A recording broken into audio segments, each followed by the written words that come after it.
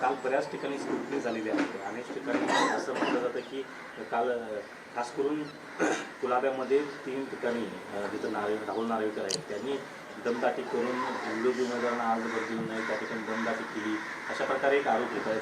आरोप नाही, सत्य आहे ते. मुळात राहुल नार्वेकर हे विसरले की ते विधानसभेचे अध्यक्ष आहेत आणि विधानसभेचे अध्यक्ष असे संकेत आहेत, नियम, संविधान, ते कायद्याचे अभ्यासक आहेत की त्याने शक्यतो अशा राजकीय कार्यक्रमात सहभागी व्हायचं नसते, ते निष्पक्ष असतात. पण मी पाहिलं की ते आपल्या गळ्यामध्ये कमळाबाईचं उपकरण टाकून त्यांच्या घरातल्या उमेदवारांचे अर्ज भरायला गेले. म्हणजे राजकीय पक्षाच्या कार्यक्रमात ते गेले. आता हा धमक्यांचा विषय आला. विधानसभा अध्यक्ष महाराष्ट्राच्या धमक्या देतो विरोधी उमेदवारांना, दबाव आणतो प्रशासनावर. या राज्यात काय चालले ह्या त्या विचाराचीच सोय नाही. पूर्वी आम्ही विचारायचो कुठे नेऊन ठेवलाय महाराष्ट्र. आता महाराष्ट्र राहिलेलाच नाही, ते ठेवायचा प्रश्न येतोय कुठे. वाट लावून टाकली. विधानसभा अध्यक्षांनी ज्या पद्धतीनं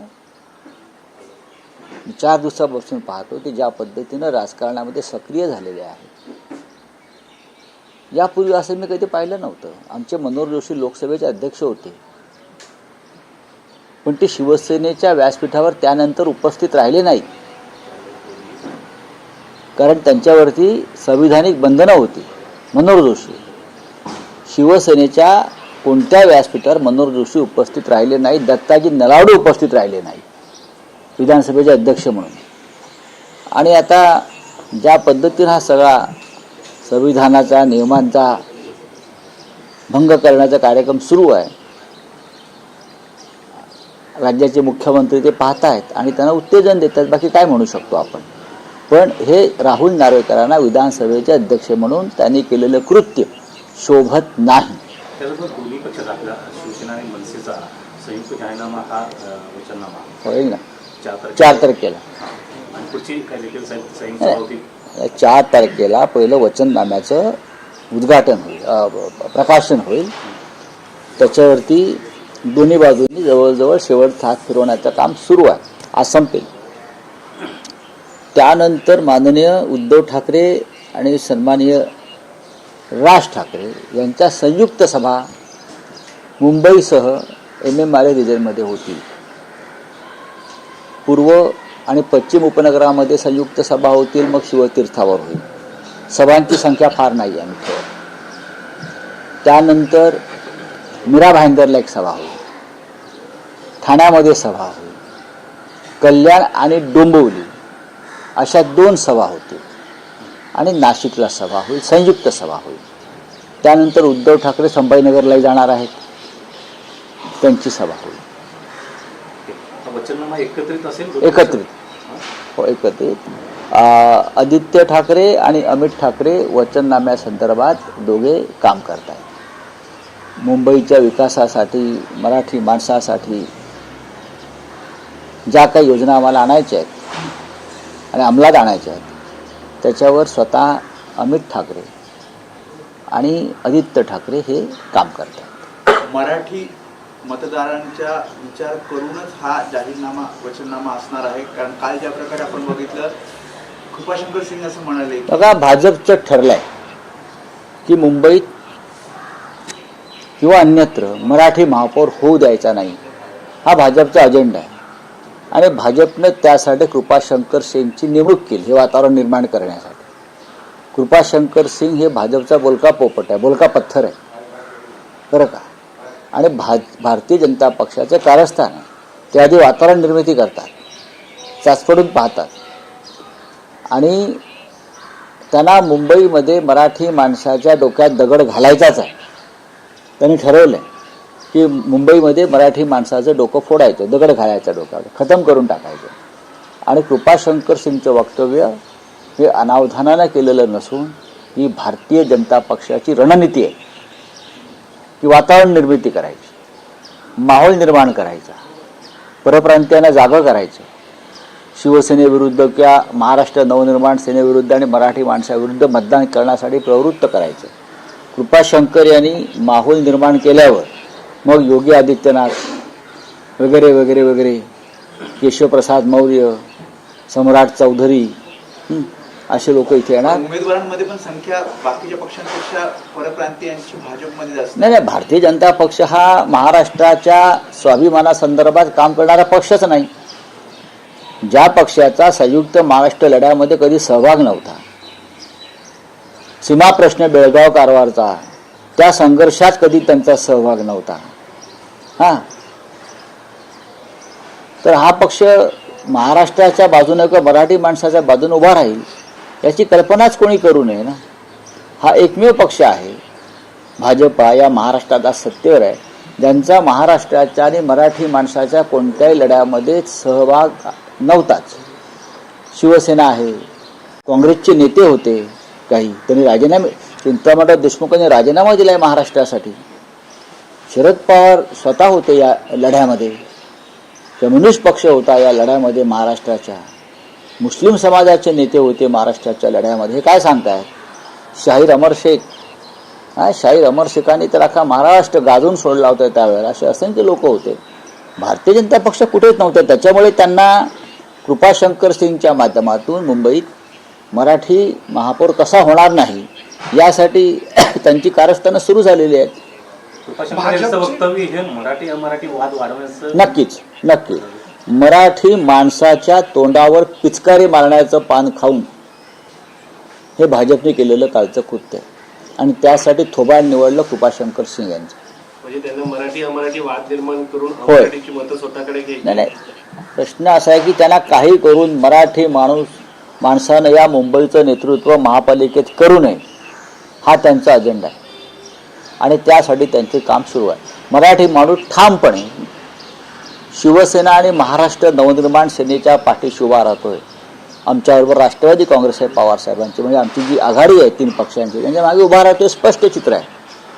अशा वेळेला मग काँग्रेस एका बाजूला उभी आहे, मग अमराठी परप्रांतीयांची मतं आम्हाला मिळावीत यासाठी मुंबईचा महापौर आम्ही अमराठी करू असा त्यांनी एक अजेंडा समोर आणला. भाजपने उत्तर भारतीय उमेदवार तर उभे केलेत, मात्र अनेक महापालिकांमध्ये मुस्लिम भागामध्ये त्यांनी उमेदवारच दिले नाही असं स्पष्ट झालं.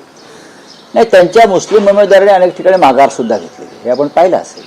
त्यांनी मुस्लिम उमेदवार नक्कीच दिले आहेत. पुण्यात दिलेले आहेत, संभाजीनगरला दिलेले आहेत, नाशिकला दिलेले आहेत.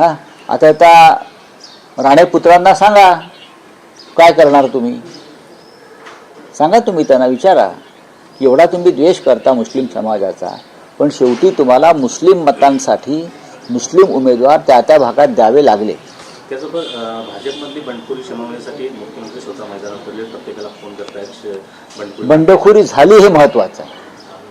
ते मैदानात उतरले वगैरे पुढली गोष्ट. नाशिकला भाजपाच्याच लोकांनी भाजपच्या लोकांना मारहाण केली.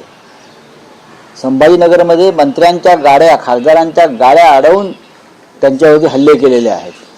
मुंबईमध्ये बंडखोरी झाली आहे, ठाण्यामध्ये बंडखोऱ्या सुरू आहेत. भारतीय जनता पक्ष हा फक्त पैशाच्या ताकदीवर एक दिसणारा पक्ष आहे.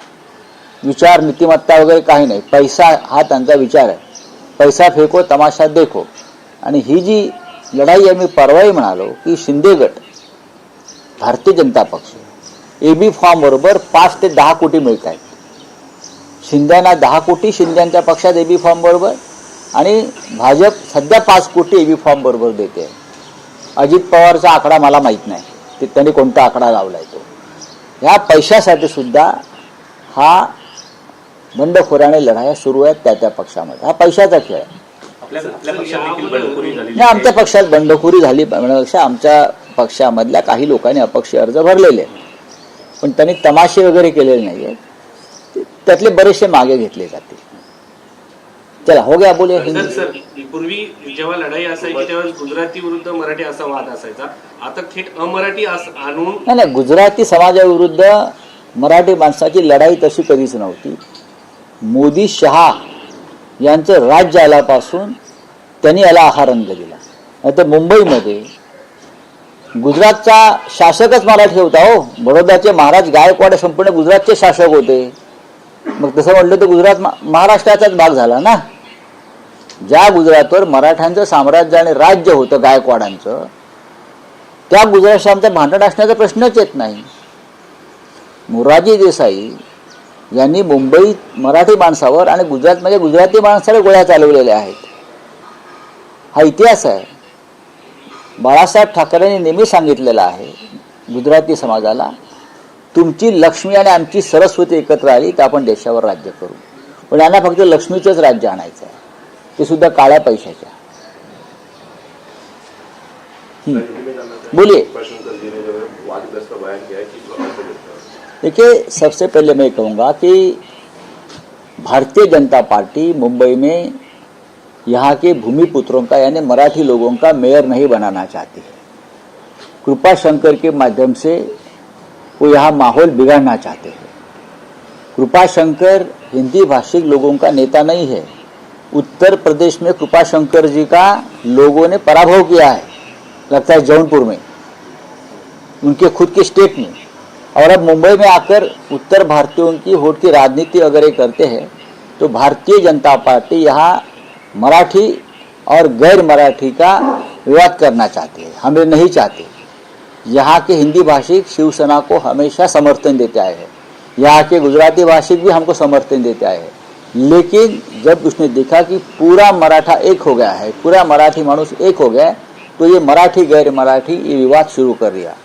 लेकिन मैं कृपा शंकर जी को और उनके जो आका बैठे हैं दिल्ली में और उनको कहना चाहता हूँ, मुंबई का मेयर मराठी होगा. बरोबर.